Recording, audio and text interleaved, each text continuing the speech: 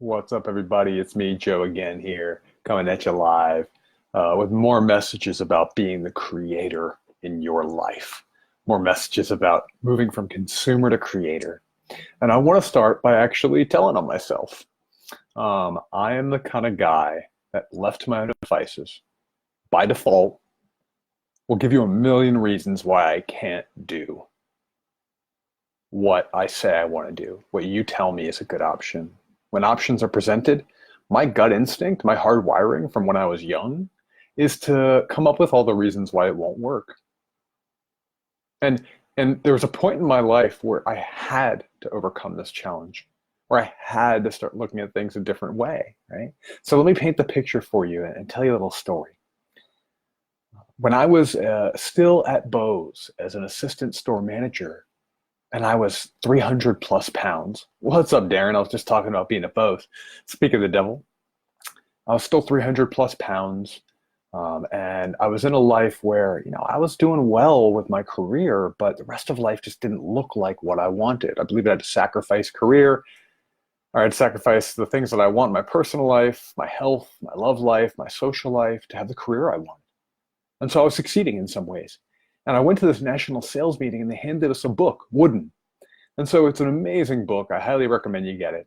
And this quote just stuck out with me. It was, never let what you can't do interfere with what you can do. And when a man who's won, I don't know, 18 championships or something crazy like that, I know he won something like, I can't remember, but it's like a dozen championships in 14 years or something like that. When a man has that kind of winning record, you got to listen to him.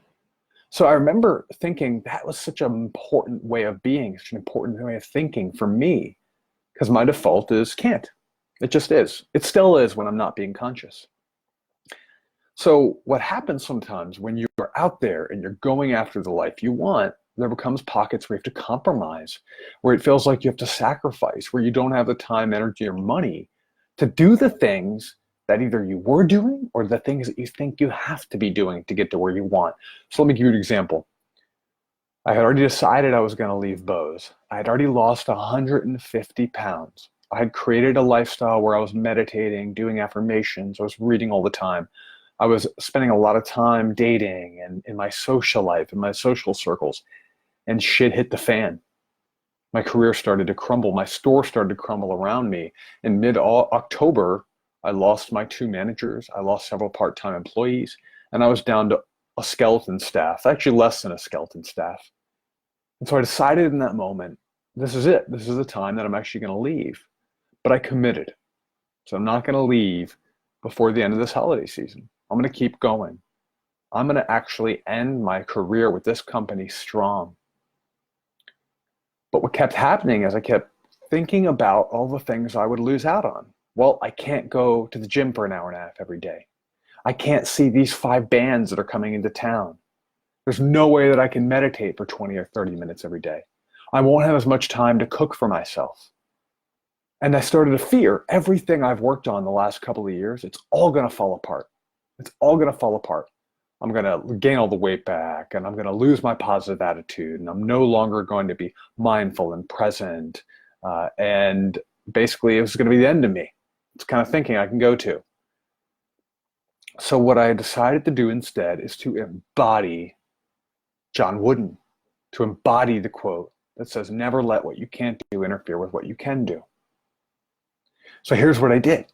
I went ahead and I took out a piece of paper and I wrote down a line down the middle of it. On one side, I listed all the things I was afraid that I couldn't do.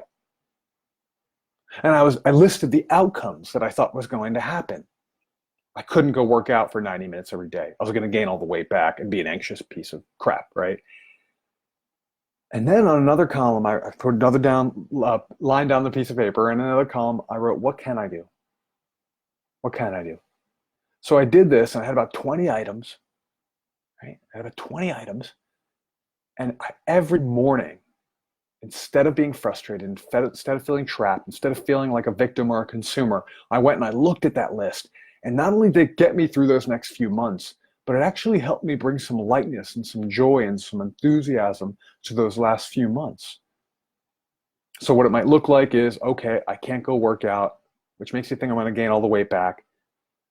Instead, what can I do? I can run for 20 minutes. I can do some push-ups at home, and I can get in small workouts.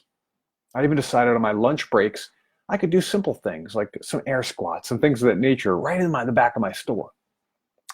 I can't go see these 5 bands that I love and I really wanted to see. Well, what can I do? I can listen to their music on the week that they're in town, and I can make sure that I'm on their mailing list so that when they come back around in the spring or summer, I see them, and I'm going to see them in a state where I'm happier and I have more time. I can't spend an hour a day cooking for myself. Well, what can I do? I can spend a couple hours on Sunday batch cooking for the week, and I can buy healthy prepared foods.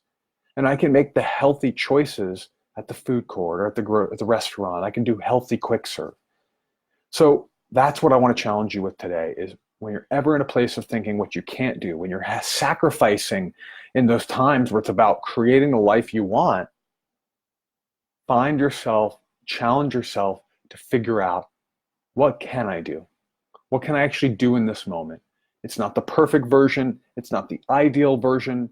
It's not the version that I really want in the future or that I've had in the past, but it's what I can do right now.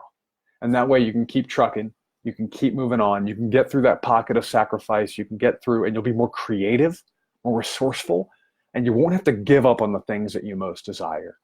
So that's what I got for you today. If this makes sense, if this resonates, comment with an example of things that you can do and the ideal or the perfect option isn't possible for you. Peace.